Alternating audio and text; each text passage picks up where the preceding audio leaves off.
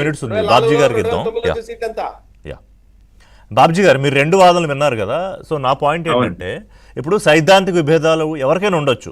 ఇప్పుడు జగన్మోహన్ రెడ్డి నచ్చిన వాళ్ళు జగన్మోహన్ రెడ్డి ఓటేసుకుంటారు. చంద్రబాబు నాయుడు విజన్ అర్థం చేసుకుని ఆయన రాష్ట్రం కోసం పాటుపడుతున్నాడు అని నమ్మిన వాళ్ళు, ఆయనతో ఉంటే మనం అభివృద్ధిలో భాగస్వాములు అవుతాం అనుకున్న వాళ్ళు చంద్రబాబు నాయుడు వైపు ఉంటారు.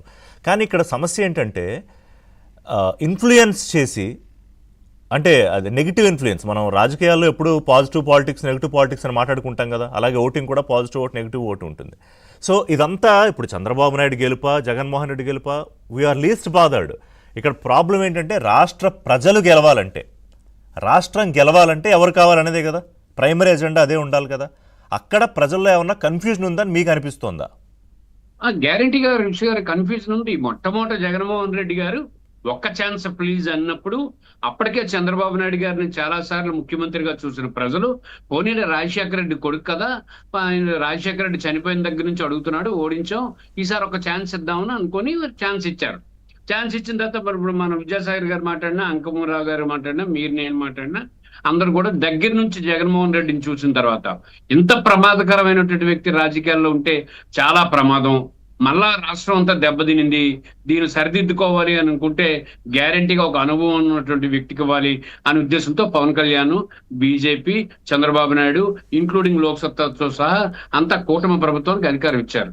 అయితే ఇంత భయంకరమైన వ్యక్తి ఇంకా బుసలు కొడుతున్నాడు, ఇన్ని కేసులుండి, ఇన్ని కోట్లాది రూపాయలు ఈడీ కేసులుండి, అనేక రకాల నేర చరిత్ర ఉన్న వ్యక్తి తిరుగుతున్నాడంటే మేధని ఈయన వెనకాతల అప్పన్న హస్తిస్తున్నటువంటి వాళ్ళు కేంద్రంలో ఉన్నారన్నది జనం చెప్పుకుంటున్నటువంటి మాట. అది లేకపోతే ఒక నేరస్తుడు ఇంకా ఎలా కొనసాగుతాడు, రాజకీయాల్లో ఎలా తిరుగుతాడు? ఒక సామాన్యుడిని ఒక 100 రూపాయలు ఒక బ్యాంకులో పొరపాటు చేస్తే తీసుకెళ్లి చెత్త కొట్టేస్తున్నారు, లేక తప్పు చేస్తే చెత్త కొట్టేస్తున్నారు. మరి ఈడీలు, పీడీలు, సీడీలు ఏం చేస్తున్నట్టు? ఈ కేసులు ఎన్నాళ్ళు బెయిల్లో ఉంటాడా అంటే ఎవరు ఈయన మద్దతు ఇస్తున్నారు? ఏ రాజకీయ పార్టీ హస్తంతో తిరుగుతున్నారు అంటే గ్యారంటీగా కేంద్ర ప్రభుత్వం చూసి చూడనట్టు వదిలేస్తుందని క్లియర్ గా కనిపిస్తుంది కదా. కాబట్టి కదా జగన్మోహన్ రెడ్డి మాట్లాడగలుగుతున్నాడు. అంతేకాకుండా అతనికి ప్రజాబలం ఉందని కేంద్రంలో పెద్దలు నమ్ముతున్నారని మీ ఉద్దేశం? 2 రకాల బలాలు ఉన్నాయి ఆయనకి. ఒకటేంటంటే ఈ ఓటింగ్ శాతంతో పాటు ఆయన ప్రతి చోట తెలుగుదేశంతో పాటు సమానంగా పార్లమెంట్ లో లేకపోతే రాజ్యసభలో మద్దతు ఇస్తున్నాడు. అంతేకాకుండా అంటే అదే కదా, ప్రజాబలం ఉంటే ఎంపీలు ప్రజాప్రతినిధులు అవుతారు, మద్దతు ఇస్తారు. అదర్వైజ్ ఎందుకు? అంతే కదా.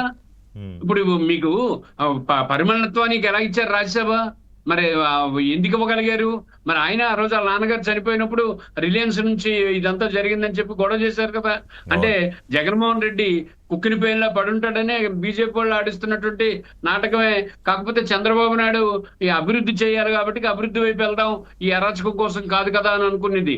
ఇప్పుడు విద్యాసాగర్ గారు మాట్లాడినా, అంకమరావు గారు మాట్లాడినా, ఎవరు మాట్లాడినా కేంద్ర ప్రభుత్వం చల్లని ఆశీస్సులతో చిక్కగా జగన్మోహన్ రెడ్డి ఇంకా చక్కగా జనం తిరుగుతున్నాడు అన్నది ఇది. But end of the day Babji గారు, మనం 2024లో విట్నెస్ చేసింది ఏంటంటే ప్రజా కోర్టులో ఎవరికైనా శిక్ష పడాల్సిందే. మిగతా చోట ఏ ఇన్ఫ్లుయెన్స్ ఉపయోగించుకోవచ్చు, అదృశ్య హస్తాలు ఉండొచ్చు, ఏమన్నా ఉండొచ్చు. బట్ సో మీరు అన్నదాని ప్రకారం, అంకమరావు గారు యాంటిసిపేట్ చేసిన దాని ప్రకారం, నేను కూడా యాంటిసిపేట్ చేస్తున్న దాని ప్రకారం ఇతని పందా ఇలాగే కొనసాగుతుంది టిల్ ద డే మళ్ళీ ఎలక్షన్లో ప్రజా కోర్టులో అతను నిలబడే వరకు బోన్లో. అంతేనా? Let's wait and see. Thank you Babji గారు, అంకమరావు గారు, విద్యాసాగర్ గారు. ఇది వాళ్ళ బ్రేక్ఫాస్ట్ న్యూస్. అప్డేట్స్ కోసం కీప్ వాచింగ్ ABN ఆంధ్రజ్యోతి.